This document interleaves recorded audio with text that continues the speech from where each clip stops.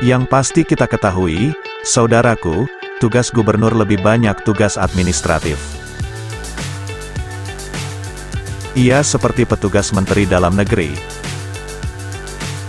Tak banyak yang ia bisa lakukan selain membereskan agenda administrasi kepegawaian, bayar gaji, penyerapan APBD sampai menjaga stabilitas politik lokal.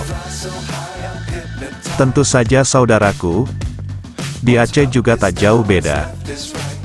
Gubernur yang kita pilih itu ketika menjabat juga akan jadi milik menteri dalam negeri. Ia sama sekali bukan milik rakyat Aceh.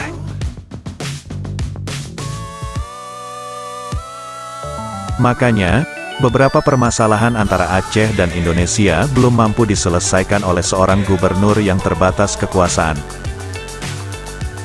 Makanya, jika hendak memilih gubernur, pilih gubernur yang rada-rada keras kepala serta punya taktik dan siasat politik yang bagus.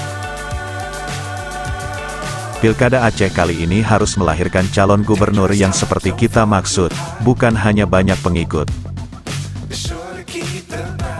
Demikian. Salam damai. Salam Sandawari. Love the world, but keep the sky on your mind.